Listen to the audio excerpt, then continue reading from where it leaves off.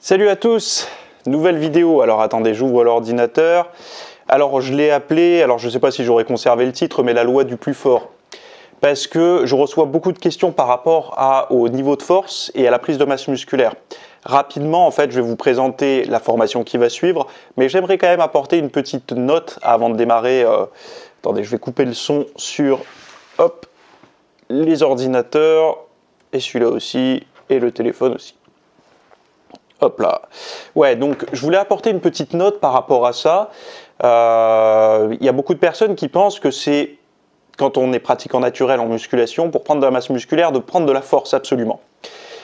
J'aimerais en fait résumer schématiquement et rapidement cette notion.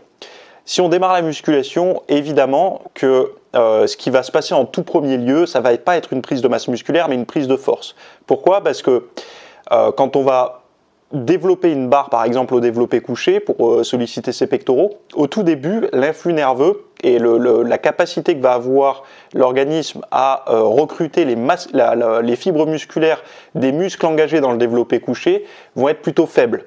Donc du coup, plus on va répéter ce mouvement, plus le schéma entre l'intention, le cerveau et l'action, on va dire, moteur, c'est-à-dire le fait de pousser la barre, plus ça va être déverrouillé, plus il va y avoir de fibres engagées, et plus on va se sentir fort. Enfin, en tout cas, la barre va nous paraître de plus en plus légère. C'est plutôt comme ça qu'il faut le voir.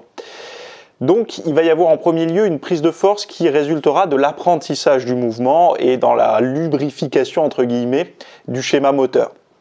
Ensuite, arrivé à un certain point, quand on va être capable de bien recruter, de bien stimuler les fibres musculaires, d'avoir un schéma moteur cohérent, là, le corps va fabriquer de la masse musculaire pour pouvoir encaisser ce surplus de force qui va arriver. Ok ? Sauf que ça, c'est valable pour les quelques premiers temps du pratiquant, quand il reste naturel, évidemment.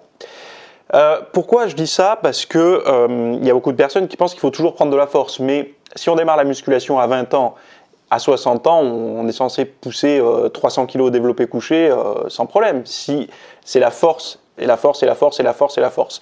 Donc, en fait, ce qu'on va voir dans cette vidéo, c'est que il y a un moment donné, un moment clé, où il faut commencer à voir pourquoi on prend plus de force. Est-ce que c'est encore possible pour nous ou pas ? C'est quasiment toujours possible de prendre encore un petit peu de force, évidemment.